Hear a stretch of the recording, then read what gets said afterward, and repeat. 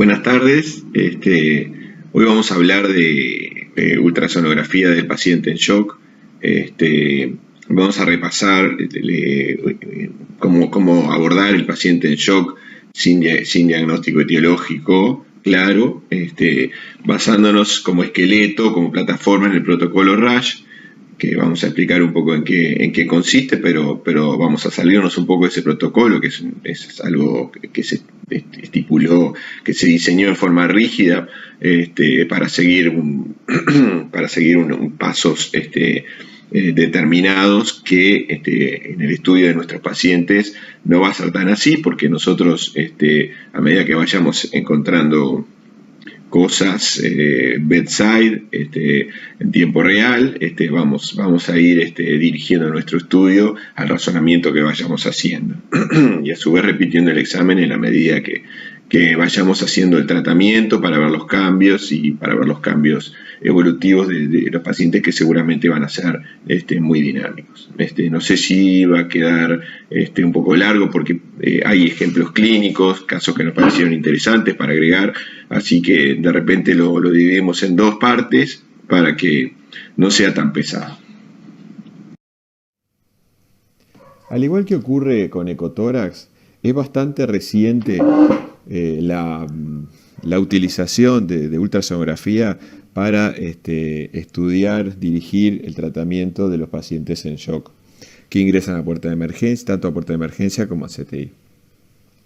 Hay trabajos que arrancan en el 2001, Rose y colaboradores empiezan a revisar protocolos de estudios de pacientes con hipotensión. En el 2004 ya empiezan a estudiar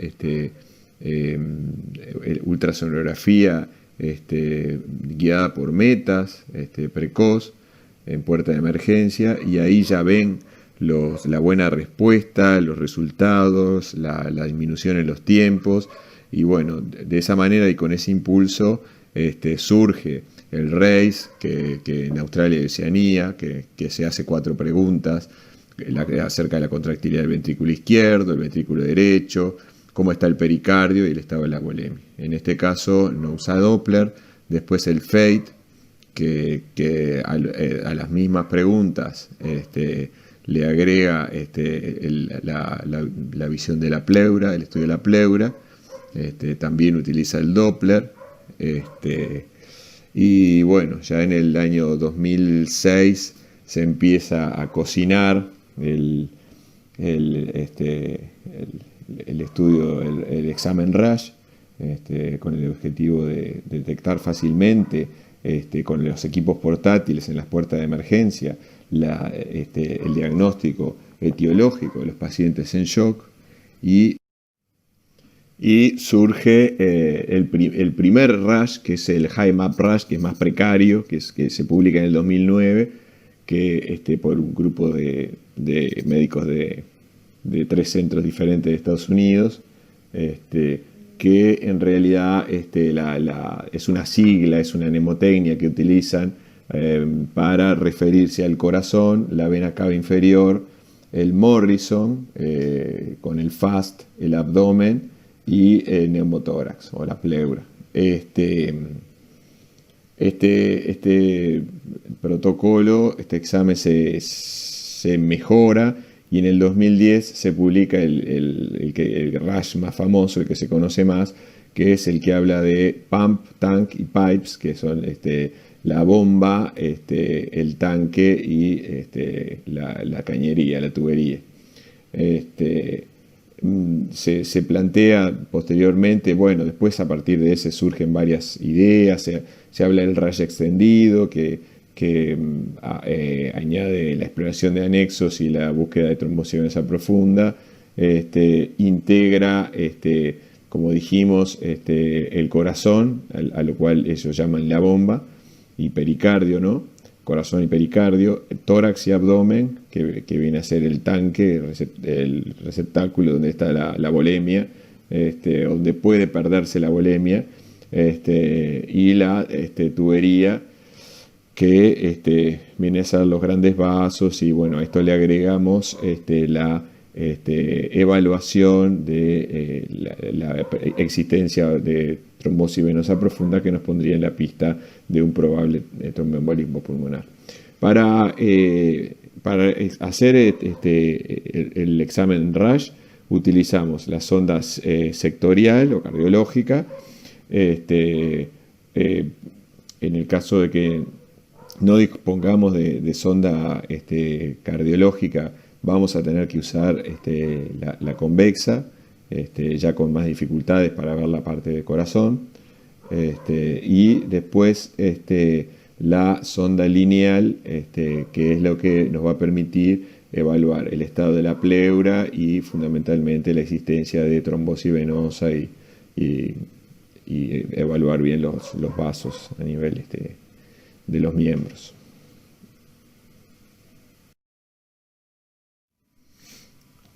Esto es un esquema global, rápido, para ver cuál termina siendo la exploración final, de dónde vamos a encontrar las ventanas para hacer el examen completo del RASH. No tiene mucho más misterios, y de cualquier manera, a medida que vamos sistematizando y haciendo las diferentes zonas, vamos a encontrando nosotros mismos los puntos, sabiendo dónde hay que ir a buscar cada cosa. Así que no es solo para hacer una vista global.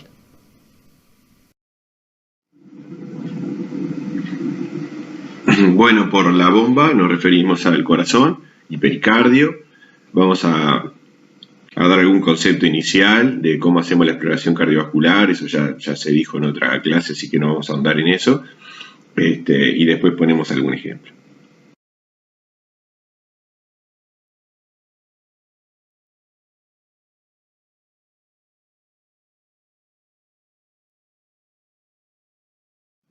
Un pantallazo, esto está en todos los libros, un pantallazo de cómo se buscan las ventanas para el examen cardiovascular. Se inicia el examen con el parasternal largo, en el eje largo, apuntando el transductor hacia el hombro derecho. Después se rota 90 grados hacia el hombro izquierdo. En ese mismo sentido se dirige, sin mover el transducer, se dirige hasta el sector apical, donde vendría hasta el choque de punta. Todo esto, fíjense, estos círculos, óvalos rojos, indica que no van a estar exactamente en un reper puntual, sino que van a estar en ese zona, territorio. Así que va a haber que desplazar el transducer suavemente, sin presionar, hasta encontrar una ventana que a uno le remede esa imagen que debería encontrar, que aparece en todos los libros, ¿verdad? O lo más parecida posible, porque lo más probable es que no sea idéntica. Eso con el tiempo se va adquiriendo el ojo para eso, pero sí tratar de encontrar la mejor ventana, tener la paciencia de hacerlo. Después se busca con el transducer en posición horizontal hacia el hombro izquierdo del paciente y apuntando hacia el sector cefálico, el subcostal, y rotando 90 grados para ver la vena cava. A nivel supraesternal va a ser muy difícil, hay que hiperextender el cuello. Si el paciente está ventilado está complicado, si tiene vías, etcétera, pero bueno, hay que intentarlo. Ahí vamos a ver la emergencia de la aorta, los dos sectores, aorta ascendente y descendente. Ahí se puede medir el sucedáneo del BTI. Después creo que hacemos alguna referencia de eso. Y bueno, fundamentalmente eso, el nacimiento de la carótida y la subclavia. Creo que no me quedó nada. Obviamente la mayoría de las veces hay que intentar hacerlos todas las ventanas, porque de cada ventana podemos sacar algún dato que nos sirva, sabiendo que obviamente a veces te quedas solamente con el subcostal o con el apical, porque las otras no salen, pero bueno, hay que intentarlo.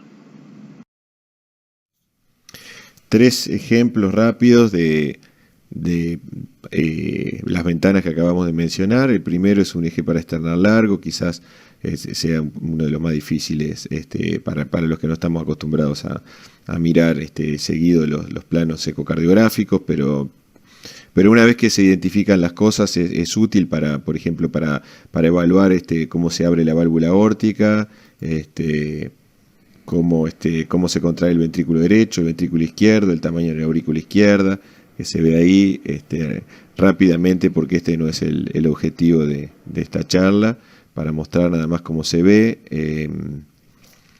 Acá vendría a ser un eje corto, donde se ve el ventrículo derecho como una semiluna, parece medio agrandado en esta imagen. Acá es el plano de los grandes vasos, se ve la aorta en el medio, eso es tilteando hacia arriba, después tilteamos hacia abajo el transducer y empezamos a ver el plano de la válvula mitral, que es la boca de pescado, y más hacia abajo el plano de los músculos papilares. Ahí está bien, como la semiluna del ventrículo derecho, donde se ve mejor la relación ventrículo izquierdo ventrículo derecho, y acá también es donde podemos ver en forma global, por lo menos en un segmento cortado en forma transversal del ventrículo izquierdo, si tiene algún trastorno sectorial de la contractilidad. Y en este otro tenemos un 4 cámaras, que es quizás de las imágenes que se pueda conseguir mejor en el paciente crítico, que ya dijimos que tiene mucha interferencia aérea en los sectores anteriores del tórax, y quizás el apical de 4 cámaras y el 5 cámaras que se obtiene tilteando un poco hacia arriba el transducer hacia la cabeza del paciente, donde aparece la 5ª cámara. En este caso no lo estamos viendo, pero en alguna de los videos de más adelante lo vamos a ver. Sería en este caso cuando encontramos la 5ª cámara, vendría a ser en realidad el tracto de salida del ventrículo izquierdo, y es ahí donde podemos medir el BTI. Así que sería la ventana de las 4 cámaras.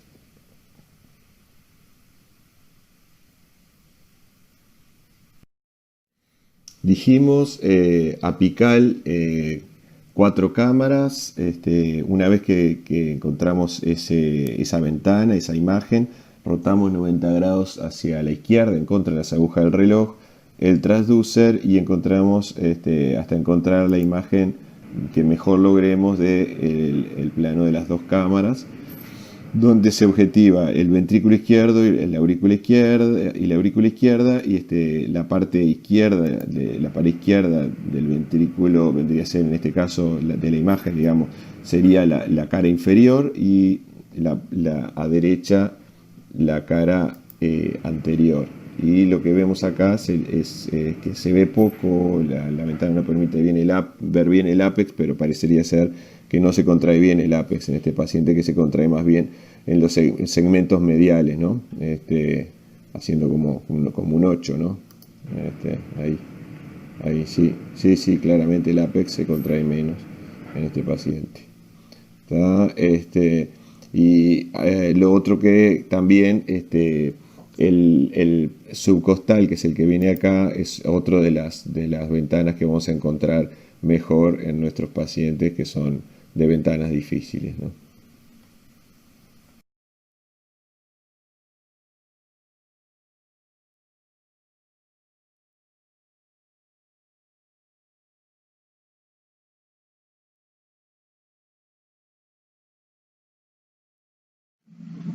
Con respecto a la bomba, se valora corazón y pericardio.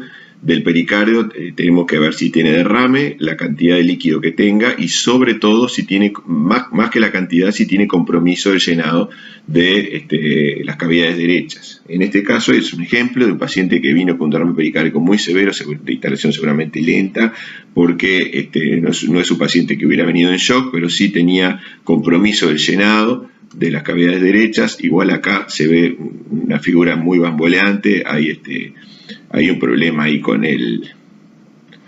la hiperrefringencia y a nivel de las cavidades derechas.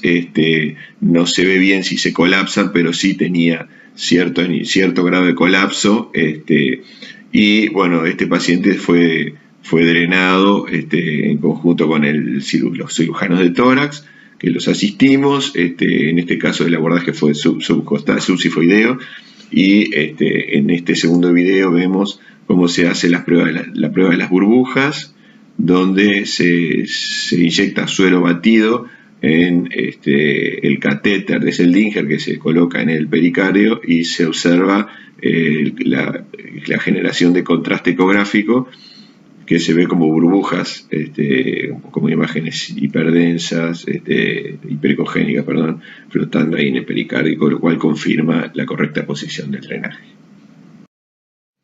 Este es otro caso de un paciente que recibimos, que había consultado en puerta con un cuadro bastante arrastrado, con repercusión general, hipotensión y alteraciones del sensorio. Lo ven en puerta con hipotenso, con elementos de shock y de bajo gasto, y lo intuban. Cuando lo intuban, se quedan con el paciente sin hemodinamia, lo trasladan para CTI con drogas. Nosotros lo recibimos sin pulsos periféricos, con pulsos solamente a nivel central, muy chocado. Y bueno, le hacemos más volumen, le optimizamos un poco las drogas, y le hacemos el eco, donde muestra un derrame pericárdico con severo compromiso de cavidades derechas. Si se fijan bien, tiene menos líquido que en el caso anterior, pero sin embargo genera mayor compromiso de las cavidades derechas. Y bueno, no iba a llegar el cirujano de tórax antes de que perdiéramos al paciente, así que decidimos funcionarlo nosotros. En este caso elegimos el abordaje subsifoideo, pero bueno, hay que saber que en la clínica Mayo se hizo un estudio con más de 1000 pacientes, donde con la ayuda de la ultrasonografía, el punto elegido para drenarlo ha sido el sector lateral izquierdo, axilar, o próximo al ápex, donde no tenemos que atravesar, como en el abordaje subsifoideo, el lóbulo izquierdo del hígado. Así que hoy por hoy, cuando tenemos el aparato, tenemos el ecógrafo, tenemos que elegir el punto donde tengamos mejor acceso al derrame y tenga mayor espesor.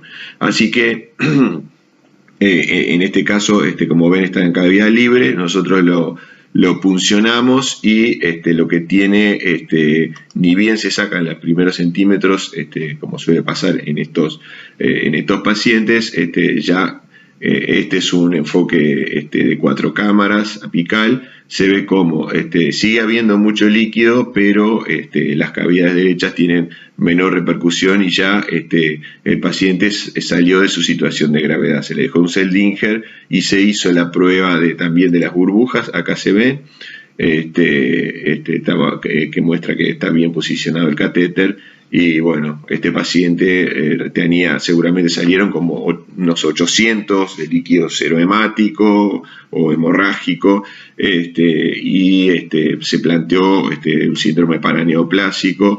El paciente se salvó, digamos, sobrevivió a esa primera instancia, pero no pudo, con las complicaciones propias de su estadía en CTI, y bueno, se cronificó de vinculación dificultosa y traqueostomizado, etcétera, y bueno, terminó falleciendo por el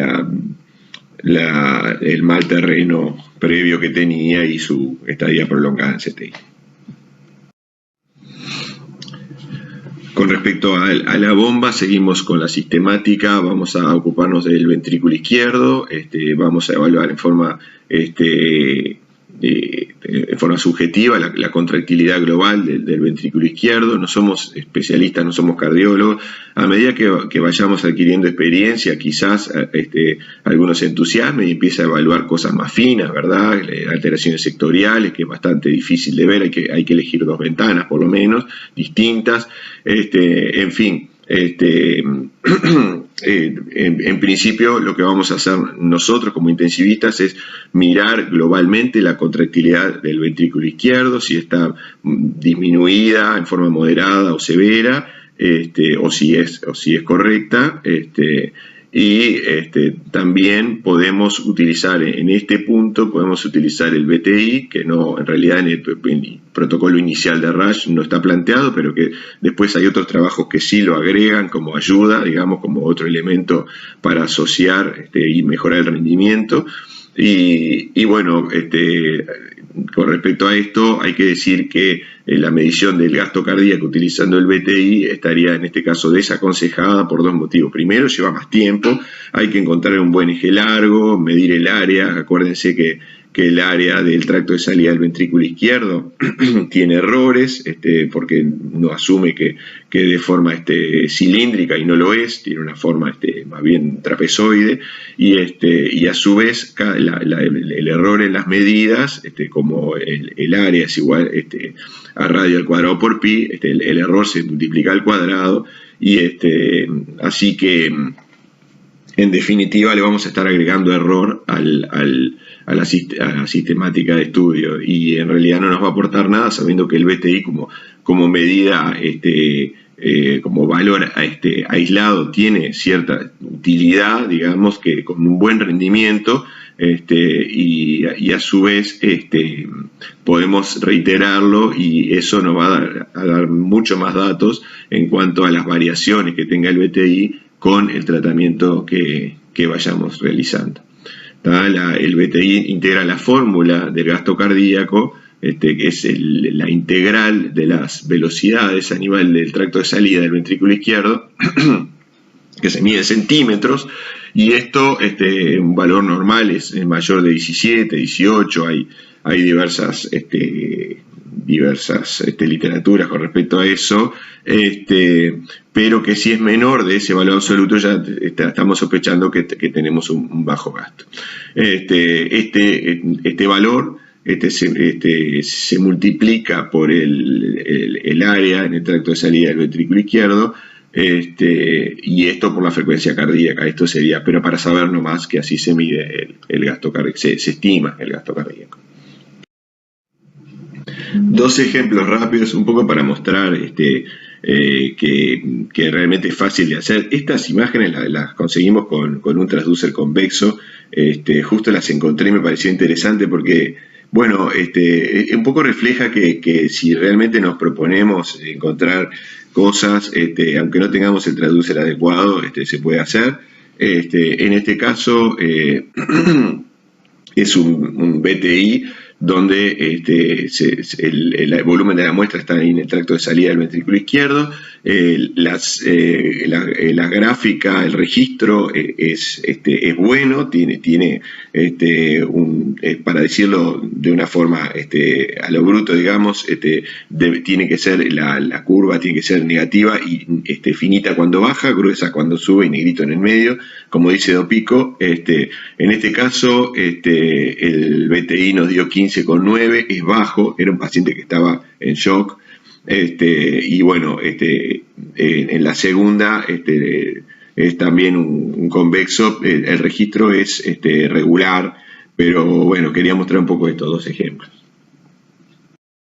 También de mala calidad puse ahí porque realmente, miren, el registro es malo, pero sí quería mostrar cómo también cómo se ve el plano de las 5 cámaras y el volumen de la muestra colocado en el tracto de salida del ventrículo izquierdo justito antes de que se abra la válvula aórtica. Obviamente es negativo porque el flujo se aleja, y fíjense también que el eje del Doppler tiene que ser bien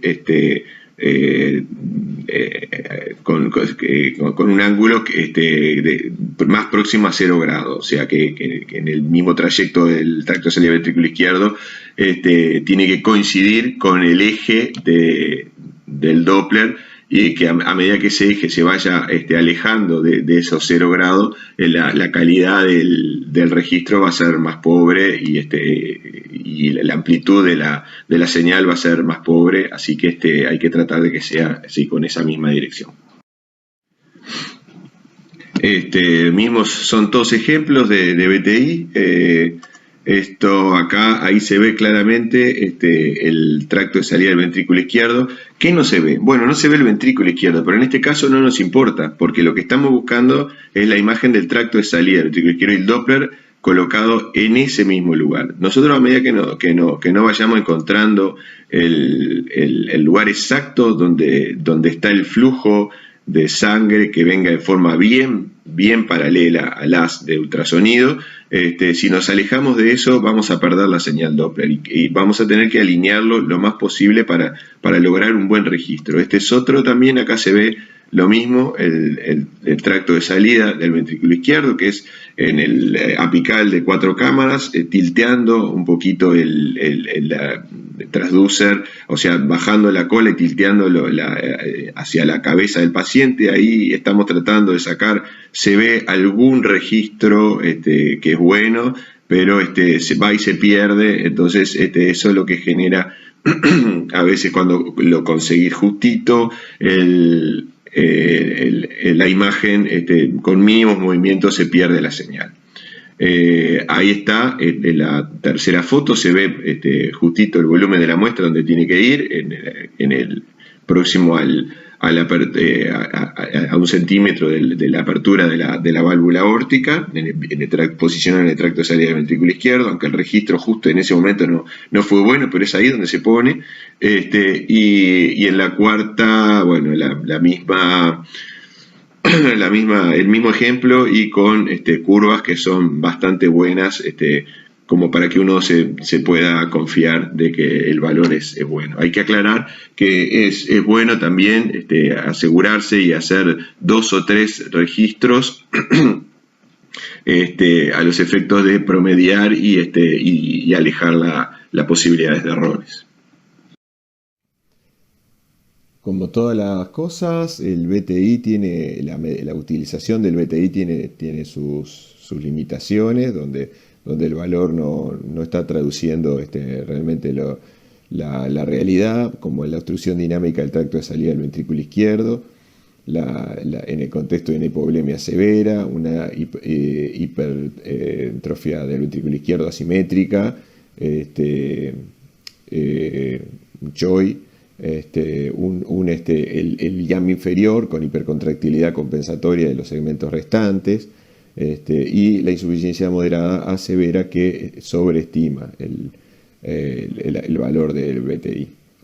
Y con respecto a los pacientes nuestros, los pacientes críticos, no olvidar que también la utilidad de las medidas dinámicas del BTI, que son las respuestas a las cargas de volumen, a la elevación pasiva de los miembros inferiores, las arritmias rápidas, la FA, la hipovolemia, donde hay la asistencia respiratoria mecánica de volúmenes corrientes chicos, todo eso genera que no sea útil esas medidas dinámicas. Así que tener en cuenta eso. Esto es a modo de ejemplo, nada más, un caso que me pareció interesante y sobre todo el aspecto de que un hallazgo que es bastante infrecuente y a su vez difícil de ver por médicos no especialistas como somos nosotros, por los intensivistas, en algunas ocasiones se puede ver, incluso con un equipo que en este caso no era el mejor. Acá vemos una comunicación interventricular por una rotura del tabique. En esta primera imagen se ve bien, ahí está donde estamos señalando ahí. Ahora vamos a ponerle color. Ahí está, se ve como hay una disrupción del tabique y se produce ahí la comunicación interventricular. En esta otra un poco más cerca, pero fíjense la calidad de la imagen, que es bastante mala. El equipo es malo, y sin embargo, buscando, esto es una apical, un eje apical, una ventana apical de 4 cámaras, como igual hay que buscar las cosas y tratar de verlo, así que bueno, venía solamente por ese lado. Más ejemplos rápidos. En el primer caso tenemos un paciente con una disminución de la contractilidad del ventrículo izquierdo. Son pacientes que vemos todos los días, son pacientes que no tienen las mejores ventanas, pacientes ventilados. Este es un apical de 4 cámaras o un intento de apical de 4 cámaras. Fíjense cómo se ven un poco las aurículas, pero se ven sí los dos ventrículos. El ventrículo izquierdo, hay que fijarse siempre no el movimiento, sino el acortamiento de las fibras musculares. Ahí se ve realmente cuál es la contractilidad, si está disminuida. En este caso se logra ver que el ventrículo derecho se contrae muy bien y el ventrículo izquierdo tiene un compromiso por lo menos moderado de la contractilidad, que acá lo estimamos en 40%. Y bueno, hay que acostumbrarse a ver las imágenes, a repetir, a ver, y de esa manera acostumbrar la vista no a la imagen del libro, sino a los hallazgos que vayamos.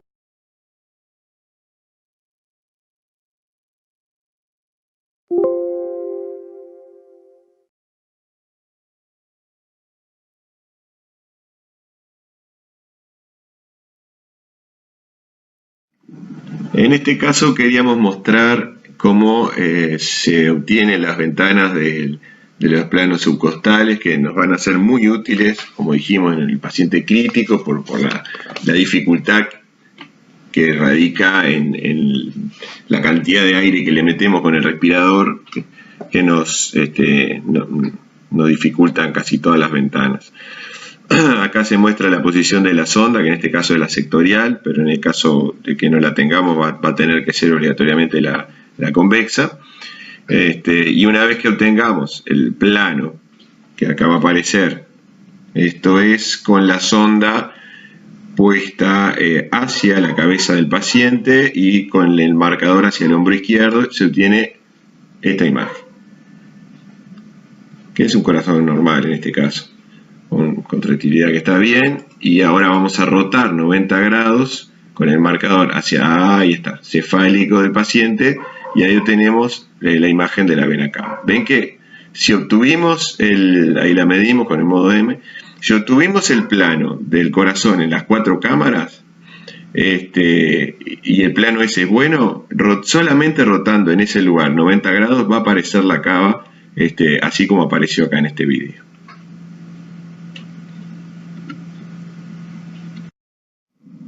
Con relación al ventrículo derecho, tenemos que el tamaño es bastante menor que el ventrículo izquierdo, así como también el grosor del miocardio es menor, también es desarrollado porque maneja presiones más chicas, más bajas. Y el tamaño en realidad se mide o es fácil de correlacionarlo con el ventrículo izquierdo. Se dice que el ventrículo izquierdo es 2/3 y 1/3 es el ventrículo derecho. Hay estimaciones que también para de forma subjetiva hacer una valoración rápida, que dicen que sería una dilatación moderada, si la radiación estuviera entre 6 y 0,9 y severa mayor de 0,9, que quiere decir que son casi iguales el ventrículo izquierdo y el ventrículo derecho. Por lo tanto, si miramos en una imagen que el ventrículo izquierdo y el ventrículo derecho se aproximan en tamaño, estamos hablando de una dilatación severa del ventrículo derecho. Y el TAPSE, que ahora vamos a mostrar cómo se mide, es el modo M, pasando en forma bien paralela, rasante a la inserción del anillo tricuspídeo en la pared lateral del ventrículo derecho, que desplaza ese anillo en una relación directa a la función del ventrículo derecho, y su disminución implica que hay una disfunción de ventrículo derecho. El valor normal es aproximadamente 15, así que valores en torno a 15 o inferiores estarían hablando de disfunción de ventrículo derecho. Acá tenemos, me parece que este es un video, sí, un video donde lo medimos. En este caso es un valor normal, pero fíjense bien el paralelo, cómo pasa el haz de ultrasonido en modo M por el borde externo de la válvula tricuspidia.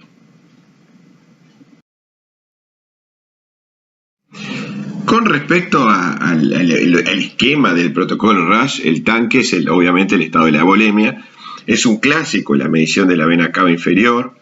El diámetro de la vena cava inferior se usó mucho tiempo con el índice, con el colapso, si es mayor o menor del 50%. Bueno, esto es una tabla donde aparecen valores, obviamente con el paciente que no está ventilado, ¿verdad? Porque cuando el paciente está ventilado se invierten los regímenes de presiones y bueno, en general la vena cava inferior está dilatada, salvo cuando tenemos una hipovolemia bastante marcada, donde hay colapso y donde la vena cava es chica, y ahí, bueno, vamos a ver algún ejemplo, pero ahí realmente no hay dudas de que, y es un parámetro bien fiel de que estamos ante una situación de hipovolemia, ¿verdad? Pero esto, bueno, es bastante útil igual este cuadrito, sabiendo que las limitaciones que tiene y bueno,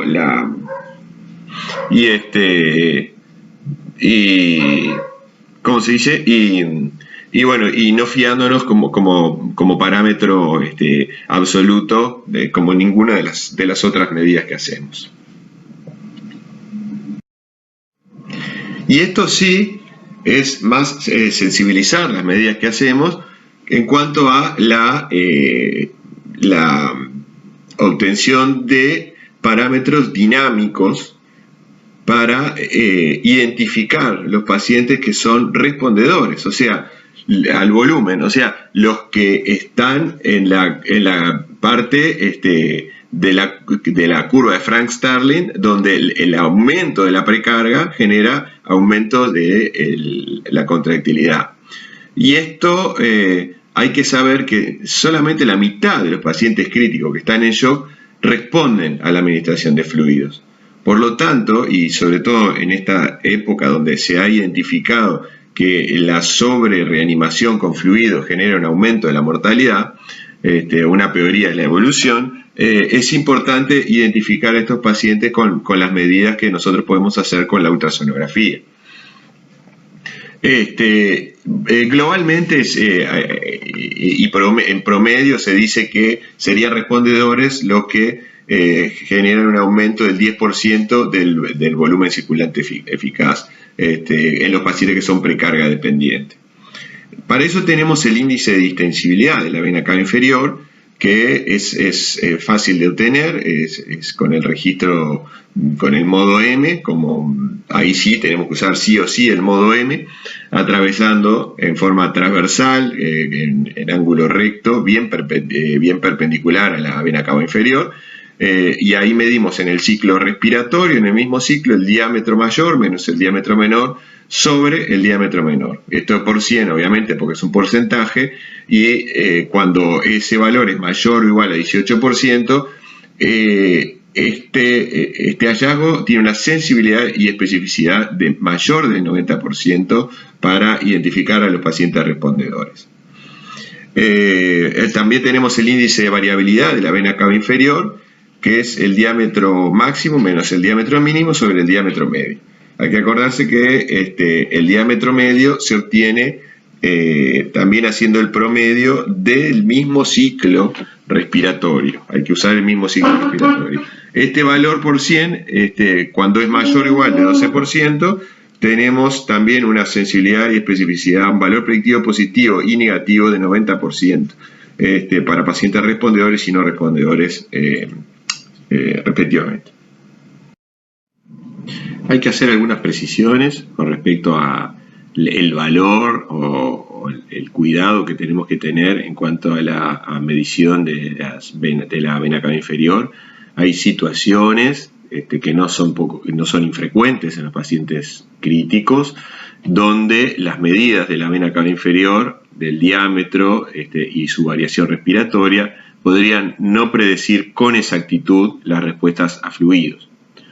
O no siempre, o hay que tener en cuenta estas situaciones. Por ejemplo, pacientes ventilados con volúmenes corrientes chicos y PIP elevada, pacientes con esfuerzos inspiratorios, con asincronía con el respirador, importante esfuerzo inspiratorio en modo asistido controlado, o con BNI, provocan variaciones inspiratorias importantes en la vena cava inferior que quizás sean exageradas.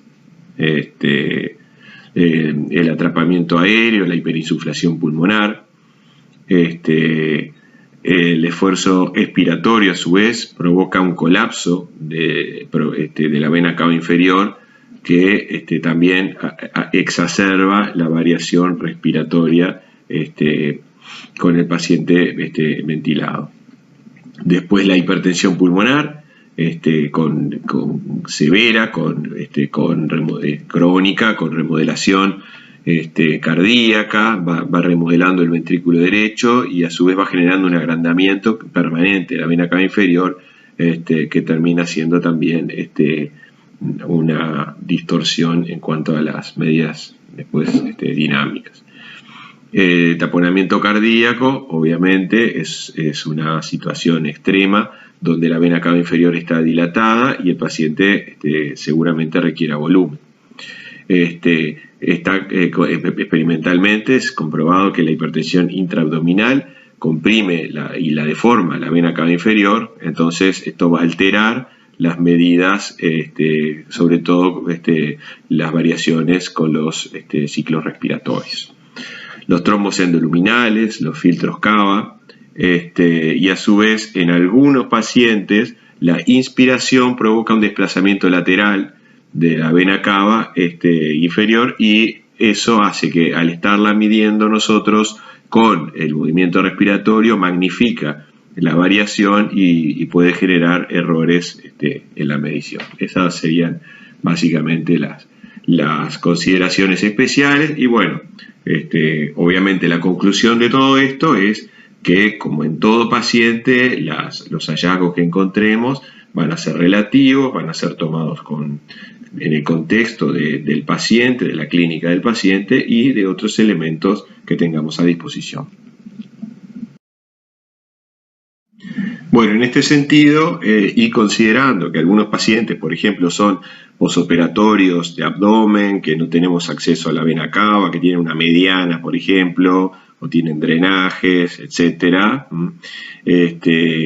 Nosotros, hay algo de bibliografía que habla de la medición de la vena yugular interna y algunos también de la vena subclavia. Y a su vez, si podemos usarlo asociándolo con la medición de la vena cava inferior, mucho mejor. Hay que medir, una de las técnicas es medir las dos yugulares con el paciente sentado a 30 grados, y bueno, y si superan la altura del ángulo mandibular y no se colapsan, a ese nivel es un indicador de que está el paciente bien repuesto. Hay que acordarse que fácilmente las yugulares, la subclavia no, pero las yugulares se colapsan al apoyar el transducer y eso puede falsear la medida. Así que es un poco difícil, sobre todo si el paciente está hipovolémico. A su vez, se usa también la variación del diámetro con Trendelenburg, con el paciente Trendelenburg, que tiene una correlación con un aumento del gasto cardíaco del 15% si el diámetro varía más de 13%. Y está también el índice de distensibilidad para la yugular izquierda interna y la subclavia, que está hablando de 12% de variación de índice de distensibilidad, para hablar de pacientes respondedores, ¿no? Y bueno, como se habla del BTI en el capítulo de la bomba o la contractilidad, también se habla acá en cuanto a la variación del BTI en el paciente al cual se le hace volumen, y una respuesta, un aumento del BTI de entre un 12 y un 15% predice una respuesta al volumen con una sensibilidad y una especificidad en torno a 70% y 100% respectivamente. Todo esto, la reanimación guiada por metas, los índices que nos hablan de pacientes respondedores y no respondedores, etcétera, se relaciona con el daño que generamos con la sobrecorrección de la volemia, con la fluidoterapia inadecuada. Para mencionar nada más el protocolo VEXUS, que es un trabajo que se hizo en base a Doppler de la vena porta, Doppler de la vena renal interna y el Doppler de la vena suprahepática, asociándolo con el diámetro de la vena cava inferior, combinándolo, y con esto se genera un score que tiene 4 grados del 0 al 13 para evaluar la congestión venosa a nivel esplácnico, y es un excelente indicador y muy prometedor en cuanto a que nos estamos sobrepasando en cuanto a la corrección en aporte hídrico, y bueno, el daño que hacemos a nivel parenquimatoso, sobre todo a nivel renal, y bueno, y lo que se sabe que prolonga los días de RM y que aumenta la estadía CDI. Esto es un